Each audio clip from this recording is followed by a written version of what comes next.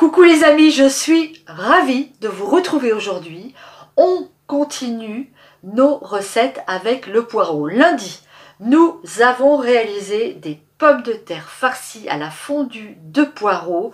Le jardin a encore énormément de poireaux d'hiver à récolter. Ils sont ici, je les ai à peine nettoyés. Et aujourd'hui, on va se faire un classique qu'on connaît beaucoup plus avec les endives, et nous on va le réaliser avec des poireaux. On va se faire un gratin de poireaux au jambon et à la béchamel. Miam miam miam miam miam. Pour réaliser notre recette, il va falloir faire une béchamel. On en a déjà parlé plusieurs fois sur la chaîne. La béchamel est une des recettes de base à connaître en cuisine. On l'utilise pour énormément de préparation. C'est très facile à faire, c'est même pas la peine de peser les ingrédients, moi je ne les pèse plus, c'est inutile.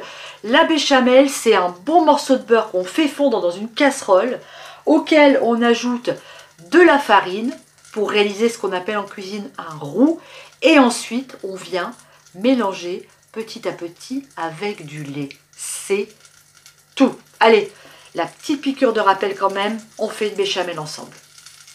Alors, on commence par faire fondre un morceau de beurre. Alors, on pèse pas, c'est pas la peine, ça sert à rien. Vous mettez un bout de beurre. Ensuite, vous mettez de la farine. Vous voyez à peu près, allez, je vais mettre 2 cuillères à soupe. Je pense que ça suffira. On va mélanger avec le fouet pour démarrer, c'est plus facile. Voilà, il faut qu'on obtienne ce qu'on appelle un roux, je vous l'ai dit. C'est-à-dire un mélange de beurre et de farine. Voilà, qui forme ici une espèce de pâte, comme ça, un petit peu compacte, vous voyez, ça, ok. On laisse quelques secondes sur le feu. Alors je démarre avec un fouet parce que c'est plus facile au début, hein. Donc une fois que j'ai ma petite pâte, allez, je vais ajouter un petit peu de lait et je vais bien mélanger le lait à température ambiante. Ça va très très vite épaissir. Voilà, ça commence déjà à épaissir. Et à partir de là, je vais vous montrer quand même. Allez, vous voyez, on n'est plus sur des laits liquides, on a déjà une texture assez épaisse. Et à partir de là, on va ajouter notre lait.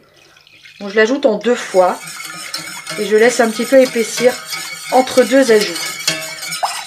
Voilà, à partir de là, vous allez pouvoir laisser votre fouet de côté, parce que c'est quand même un petit peu bruyant, et prendre une cuillère en bois. Voilà, et on va laisser notre béchamel épaissir tranquillement. Le secret de la béchamel, c'est qu'il faut rester devant et remuer constamment, vous voyez. Donc ici, moi j'ai mis un demi-litre de lait.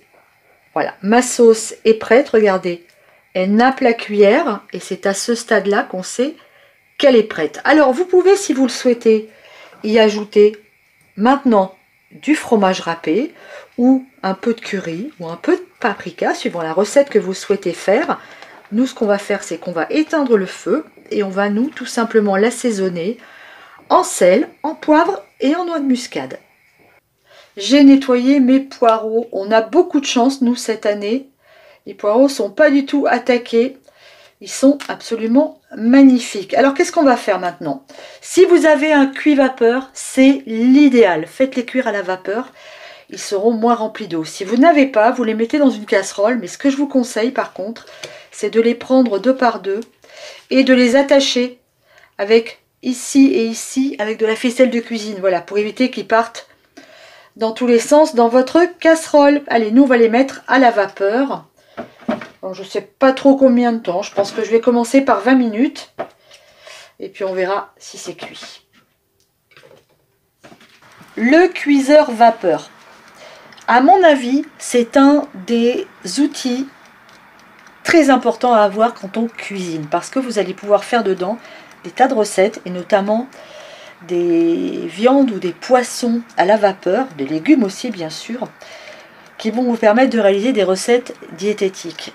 Je trouve que c'est important d'en avoir un. Alors celui-là est électrique, hein, il n'est pas tout neuf, hein, il a commencé à Il commence à vieillir un petit peu, mais vous pouvez très bien acheter les paniers, vous savez les paniers qu'on trouve chez les Asiatiques, ces petits paniers en bambou, qui sur une casserole d'eau feront aussi très bien l'affaire. Donc nous, on va laisser cuire nos poireaux, je vous l'ai dit, une vingtaine de minutes avant de continuer notre recette.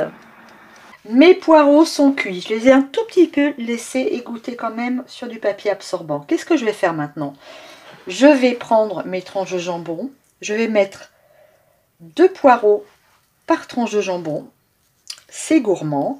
On va enrouler comme ça autour du poireau et on va placer dans notre plat gratin sur lequel j'ai mis une belle couche de béchamel.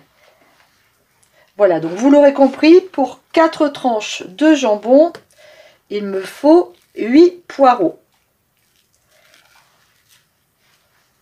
On va mettre comme ça. C'est fait, on va maintenant recouvrir de béchamel.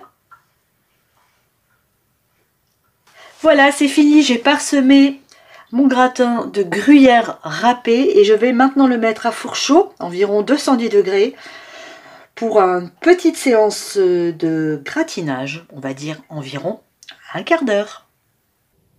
Mon gratin est prêt, un quart d'heure, 20 minutes dans le four. Regardez-moi ça, ça sent super super bon. On va le mettre sur une assiette et on va en déguster un tout petit morceau. C'est vraiment très très sympa et ça change de l'endive. Vraiment le poireau, c'est un légume que j'adore, hein. Alors, on va se déguster ce petit plat. J'espère que c'est pas trop chaud.